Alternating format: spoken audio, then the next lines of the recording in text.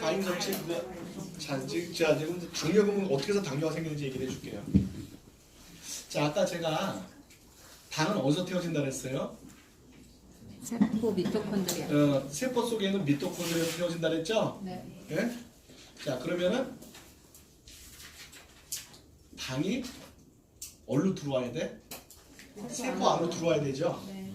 근데 세포는 문이 닫혀 있어요. 못 들어가 당이 세포 안으로. 그럼 어떨 때 당이 그럼 세포가 열리느냐? 이 당이 우리가 밥을 먹게 되면 뭐가 상승이 되죠? 혈당이 상승하게 되죠? 혈당이 상승하면 우리 몸에서는 인슐린이 분비가 돼요. 인슐린이 분비가 돼서 인슐린이 세포벽을 자극하게 되면 그때 세포벽이 열려요. 그러니까 인슐린이 분비가 안 되면 세포벽이 안 열리죠. 인슐린 분비가 완전히 안 돼서 세포벽이 안 열려서 생기는 당뇨는 그게 이제 소아당뇨, 일형당뇨라 그래요. 그럼 못 고쳐요, 여러분들이. 인슐린 자체가 분비가 안 되기 때문에 췌장이 망가진 경우죠.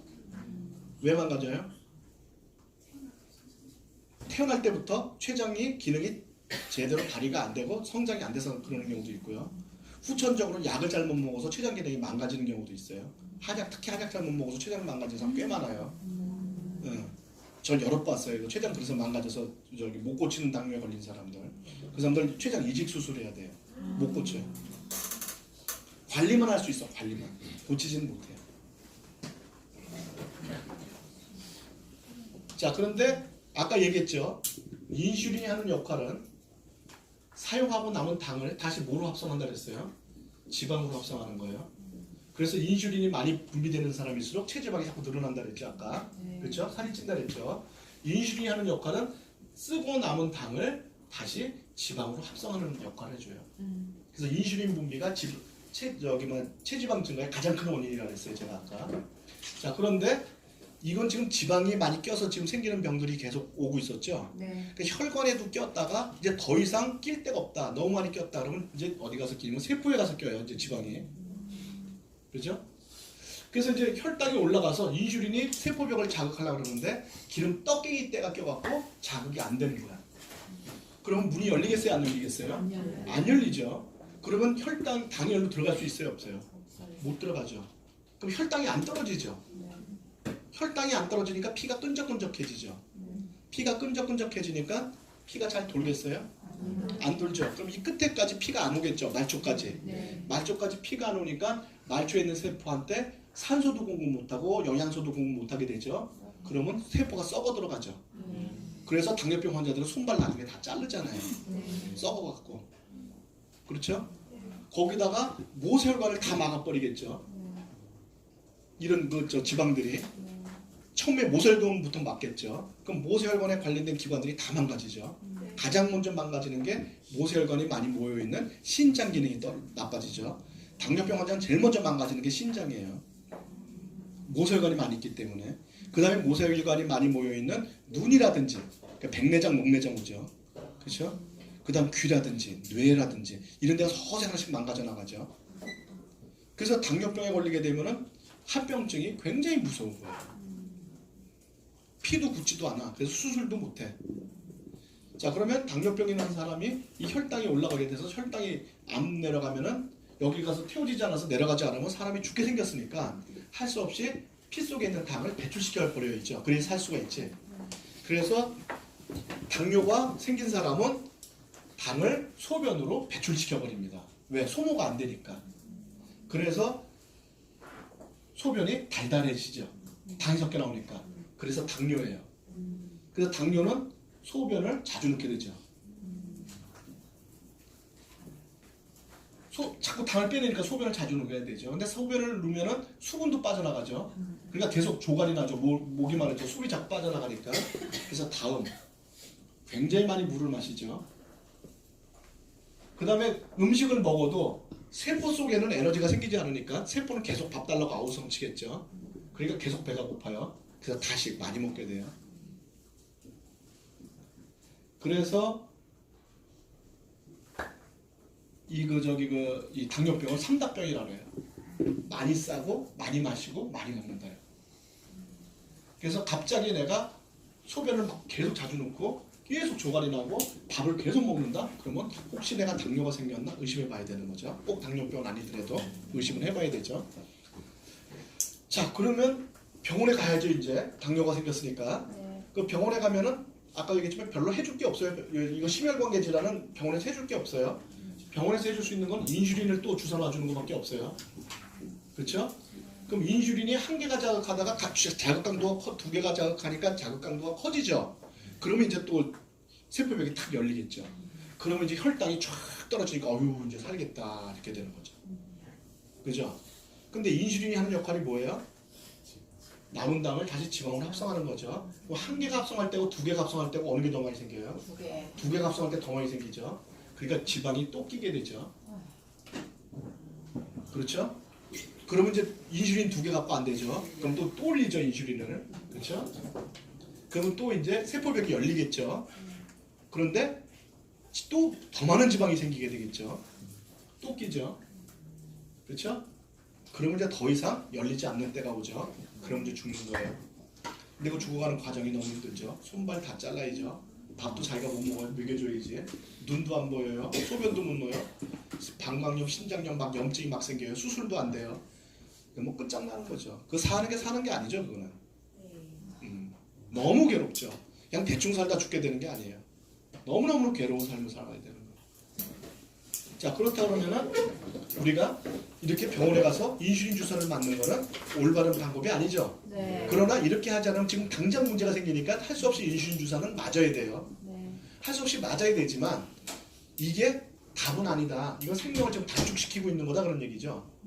근데 인슐린을 놔주면서 의사 선생님이 당뇨병 환자한테 하는 얘기가 있어요. 뭐 어떻게 하라 그래요? 당뇨병 환자한테? 자, 다이어트라는 게 칼로리를 조절하는 얘기죠. 네. 칼로리 섭취 조정하라 그러죠. 그다음 또 뭐 하라 그래요? 운동. 운동하라 그러죠. 그다음 또 뭐 하라 그래요? 잡곡밥 먹으라 그러죠. 그죠? 우리 지금까지 했던 얘기잖아. 네. 지금까지 우리가 한 얘기가 이 얘기잖아요, 지금. 네. 근데 왜 인제서 의사 선생님은 내가 당뇨 걸렸을 때 가르쳐 주냐고 이거를. 미리 좀 가르쳐 주지. 당뇨 걸린 사람한테 이렇게 하라 그러잖아요. 이게 지금 우리가 하는 얘기야. 이것 때문에 걸리는 거예요. 그렇죠? 그럼 칼로리 조정은 뭘 갖고 해야 된다? 파이버넷. 운동은 뭐 갖고 한다? R2. 잡곡은 뭘 먹는다? 여기는 라이프팩을 먹어야 된다 그랬죠. 고혈압 이후부터는. 네? 그 다음에 모세혈관이 막히는 거. 이 모세혈관이 막힌다 그랬잖아요. 네, 콜레스테롤을 먹어줘야 되겠죠. 이게 당뇨 처방이야. 지금 뭐 아무것도 아니에요. 이게 당뇨 처방이에요. 고혈압하고 똑같아. 아까 본태성 고혈압 있죠? 그거하고 똑같아요.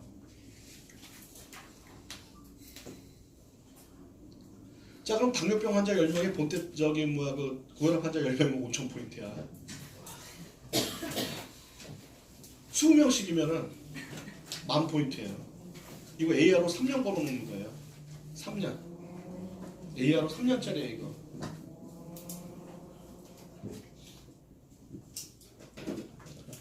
이거 얘기해주면은요, 인슐린 이렇게 해준다, 이걸 얘기해주면은요, 그러면 당뇨병 환자들 깜짝깜짝 놀라요. 이걸 몰라요, 이거를. 당뇨병 환자들 이걸 꼭 먹게 해야 되는 거예요.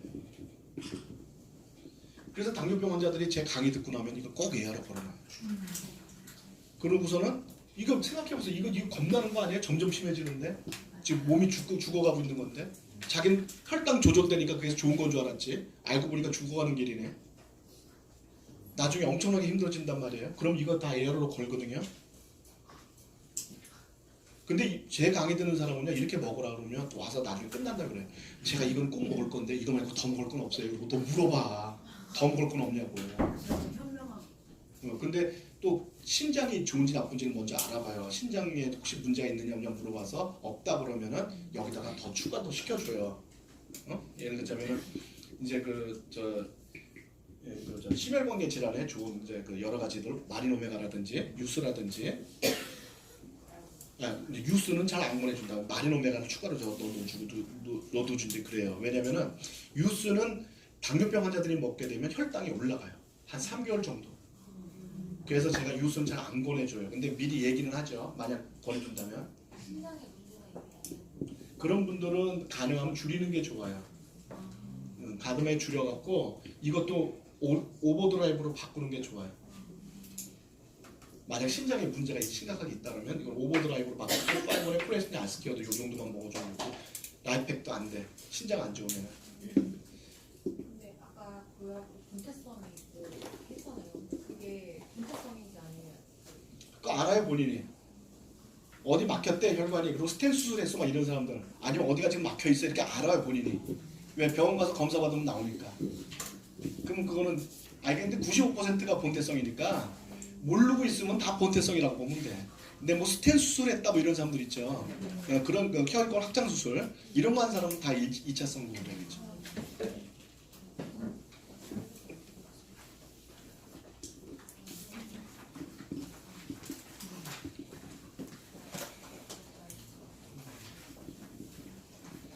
당뇨 어려워요? 아니요. 쉽죠? 네.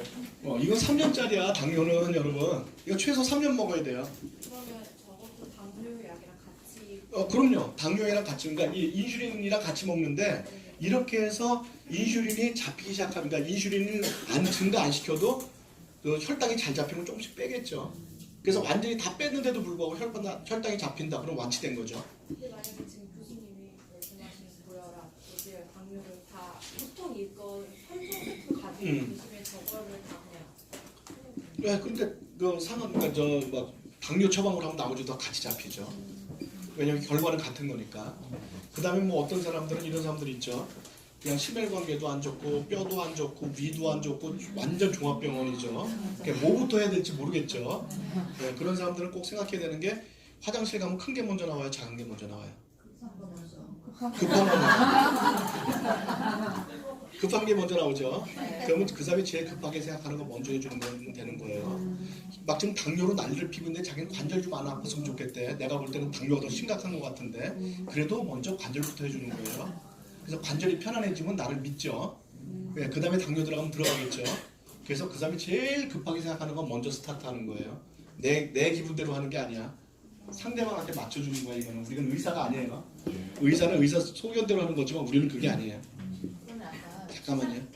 저런 상태에서요 쓸개가 없는 쓸개는 전혀 관계없어요. 쓸개 나중에 얘기할 거예요. 또 간 얘기할 때 할 거야. 근데 오늘은 시간이 돼서 오늘 못하고 다음 시간에 이제 간, 그 다음에 그 비만, 그리고 이제 그 위장, 소장, 대장, 그 다음 암, 요까지 할 거야 아마.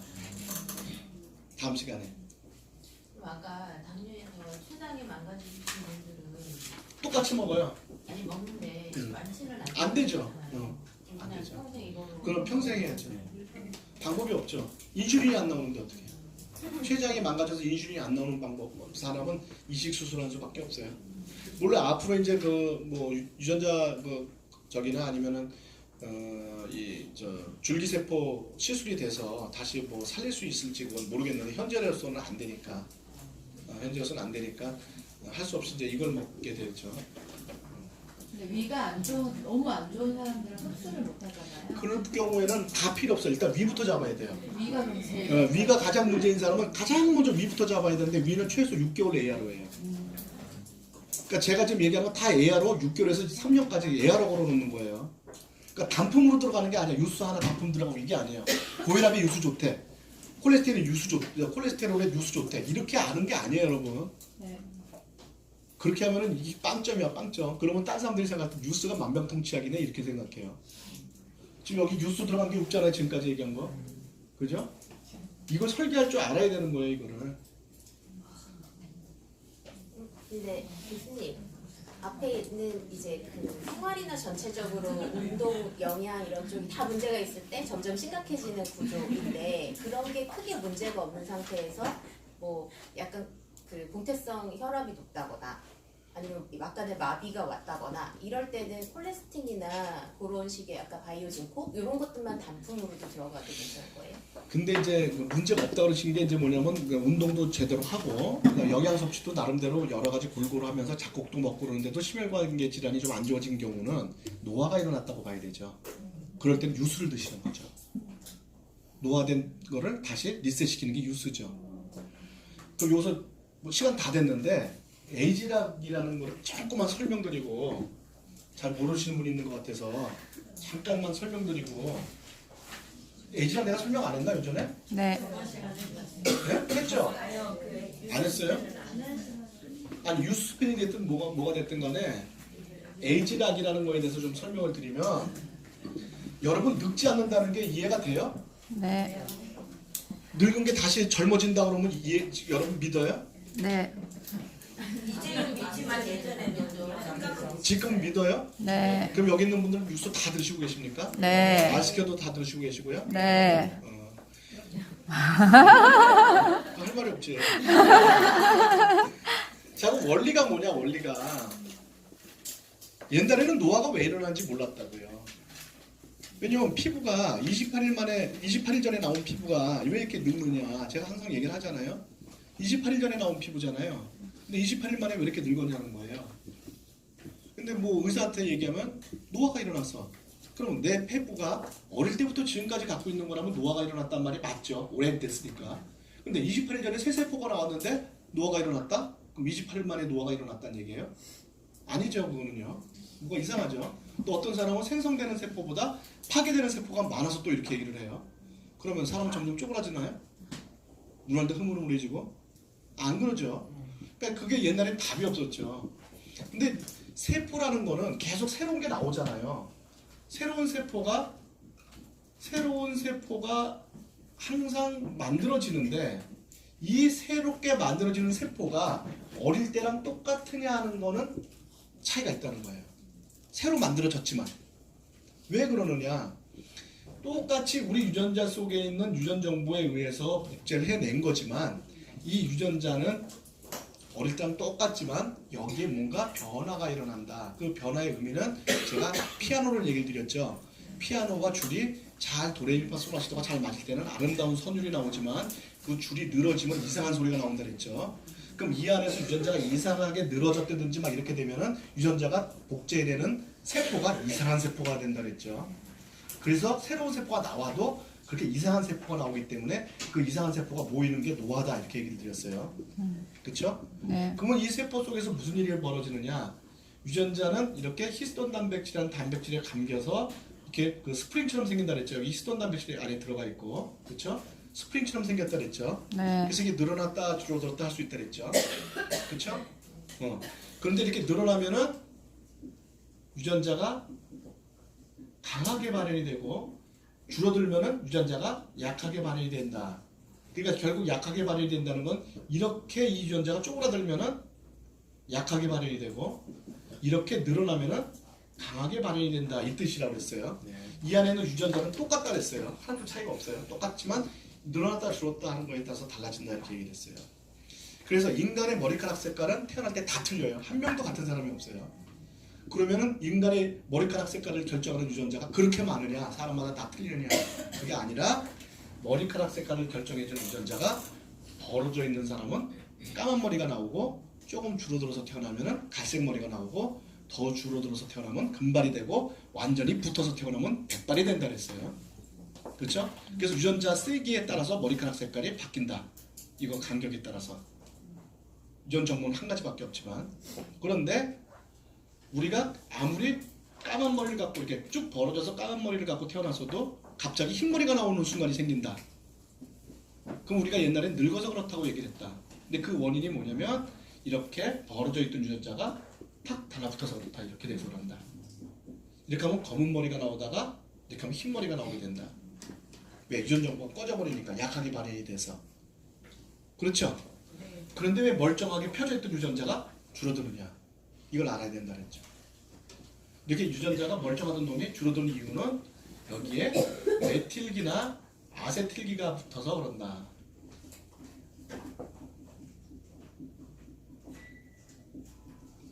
그래서 우리가 이렇게 메틸기나 아세틸기가 붙어서 이렇게 확 줄어드는 현상을 메틸레이션이 됐다 이렇게 얘기를 한다. 그럼 요새 유전자 검사하는 키트들이 메틸레이션이 됐는지 안 됐는지 그거 검사하는 거예요. 그래서 예를 들자면은 암을 억제하는 유전자 중에서 위암을 억제하는 유전자가 이렇게 켜져 있어야지만 위암에 안 걸리는데 그 부분이 어떤 사람이 이렇게 메틸레이션이 돼서 확 죽어있으면 아, 이 사람은 위암에 걸릴 가능성이 높아지는구나 라고 미리 진단하는 게 요새 하는 유전자 검사 키트예요. 그 다음에 심혈관계에 관련된 여러 가지 그 지방을 갖다가 지방 대사에 관련시키고 그 다음에 그 에너지를 만들고 하는 쪽에 유전자들이 꺼져 있으면 아, 이 사람은 고혈압에 걸리겠구나 하는 걸 미리 예측하는 거예요. 그게 바로 메틸레이션 검사하는 거예요. 그렇죠? 자, 그럼 이 메틸레이션을 일으키는 아세틸기나 메틸기는 어디서 오는 거냐? 바로 음식에서 오는 거다. 그러니까 우리는 음식을 먹게 되면 음식 속에 있는 메틸기와 아세틸기가 우리 유전자의 변형을 계속 갖고 오게 된다. 그게 자꾸 누적이 되게 되면 결과적으로 세포에서 만들어지는 세포가 그러니까 유전자에 의해서 만들어지는 세포가 어릴 때처럼 만들어지는 게 아니라 이상하게 만들어지고 그래서 우리가 늙게 되는 거다. 똑같이 세포가 계속 나와도 새로 나오는 세포가 옛날 어릴 때 세포가 아니다 이 뜻이에요. 그래서 우리가 옛날부터 뭐라 그랬어요? 소식을 하면은 건강하게 오래 산다고 얘기했던 이유가 바로 거기에 있었다. 그럼 여러분들도 지금 건강하려면 소식하면서 사셔야 된다. 근데 제 배를 알겠지만 저는 절대 소식하는 사람이 아니에요. 그럼 알면서 내가 저걸 왜 먹느냐? 저는 믿는 구석이 있다는 거죠. 왜? 얘를 띄어낼 수 있는 방법을 아니까. 띄어내서 여기 붙어있는 메틸기와 아세틸기를 띄어내서 디메틸레이션, 리셋시키는 방법을 아니까. 그래서 다시 원위치 시켜주는 거니까. 그게 바로 에지락이다. 에지락 성분은 여기 붙어있는 메틸기나 아세틸기를 띄어버려서 다시 원위치로 바꿔주는 거다. 그러면 질문이 생기죠. 아니 이게 이렇게 된 게 원위치 되는지 안 되는지 뭘로 검사를 합니까? 라고 물어볼 수가 있죠. 그걸 검사하는 게 유전자 프로파일이죠. 그게 뭐냐면 여기다가 빛을 쪼이죠. 빛을 쪼이면 이렇게 넓어진 부분은 빨간 색깔로 나타나고 완전히 줄어든 데는 짙은 청색으로 나타나고 중간 부분은 노란색이나 주황색으로 나타나서 여러분의 유전자 어디가 지금 열려 있고 줄어들어 있고 중간쯤 열려 있는지 눈으로 확인할 수 있는 게 유전자 스펙트럼이라고 했어요. 그래서 나의 유전자 스펙트럼을 검사를 하고 에지락을 먹고 한 달 있다가 다시 유전자 스펙트럼을 검사해서 그게 젊은 사람처럼 리셋이 안 돼 있으면 가짜죠. 그렇죠? 근데 이거는 이미 검사를 해서 우리가 나온다는 거예요. 유전자 검사를 해서 나온다는 거예요. 네? 그래서 진짜라는 거예요, 이게. 실제로. 그러면 60대에 있는 사람의 피부와 20대에 있는 사람들의 피부의 유전자 프로파일을 비교해보면 완전히 다르겠죠. 그거를 다시 60대한테 에이지락을 적용한 다음에 한 달 후에 다시 그 피부를 비교해보면 20대와 거의 비슷한 유전자 프로파일을 갖게 된다. 그럼 그때부터 나오는 새살은 아기 때 새살이 나온다. 10대 새살이 나온다는 거예요. 그럼 젊어져요? 안 젊어져요? 젊어지죠. 점점 젊어져야 맞죠. 늙는 게 아니라. 물론 100% 리셋을 시키지는 못해요. 92%밖에 리셋 못 시키기 때문에 젊은 사람이 있을 때 가장 효과적이에요. 에이지락은. 나이 든 사람은 노화를 어느 정도 젊게 만들다가 그 다음부터는 유지밖에 안 되지만 젊은 사람은 아예 나이가 먹는 것 자체를 느리게 만들기 때문에 젊은 사람이 먹는 게 가장 좋다 그랬어요. 여기 20대 있어요. 20대. 20대. 저 두 명. 이제 복 받은 분이죠. 이 두 분은. 자, 이분들이 100세가 되려면 80년 남았죠. 꿈 같죠? 100세 안 될 것 같죠? 돼요. 자, 80년 후에는 100살이 돼요. 그럼 증조 할머니 정도 됐겠죠. 그죠? 아니면 고조가 될 수도 있죠. 대충 뭐 우리가 증조까지만 됐다 합시다. 늦게 결혼해갖고. 증조 할머니죠. 자, 그러면 에이지락을 지금부터 먹고 유수를 먹고 에이지락을 바르면은 92% 리셋이 되니까 남들 10년 늙을 때 이분은 1년밖에 안 늙어요. 그러면 남들 80년 늙을 때 18살 늙어요. 그러면 100살이 됐을 때 29, 30 정도밖에 안 돼 보인다는 얘기예요. 100살 때. 그러면 여기서 뭐가 변했겠어? 그거 비슷하겠죠? 그럼 100살 때 모습이나 지금 모습이랑 크게 차이가 없다는 거예요. 그럼 100살 때 이 모습이 예쁘게 차리고 나가면 오빠가 쫓아오겠어? 안 쫓아오겠어? 오빠가 쫓아오죠? 그럼 할머니라고 얘기하겠어요? 이렇게 하면서 아 오빠 이러면 쫓아가겠지? 네? 그죠? 그런 일이 벌어진다는 거예요. 근데 100살 먹은 할머니가 먹는다고 이렇게 되지는 않는다는 거예요. 그러니까 젊으면 젊을수록 이걸 먹기 시작하는 게 가장 효과적이다. 이 복 받은 분들은 할머니가 됐어도 그 누구도 할머니를 봐주지 않는 슬픈 현실에 마주하게 된다. 남자를 만나더라도 뉴스캔하는 사람 만나지 마. 그 사람도 100살일 수 있어요. 자, 저는 2009년도에 에이즈락을 만났다 그랬어요. 그래서 이거를 확인하기 위해서 제가 유타까지 가서 조세창 박사님을 만나서 실제로 디스커션을 해서 이거 확실하게 이 맞는 기술이라는 것까지 확인을 했다. 그러고 난 다음부터 저는 그때부터 초창기 에이즈락 제품부터 지금까지 먹고 쓰고 있다. 물론 쓰는 건 요새 잘 안 써요. 먹기만 하지. 먹는 게 워낙 좋아서. 근데 저는 10년 전보다 훨씬 더 젊어졌어요. 쪽팔려갖고. 앞으로 더 젊어질 거예요. 저 연초에 볼 때보다 훨씬 더 젊어졌죠. 아니야? 본 사람 별로 없는 모양이네. 딴 데 다 젊어졌다는데 여기는 왜 안 해? 여기는 뭐 접대성 멘트도 안 해? 여기는?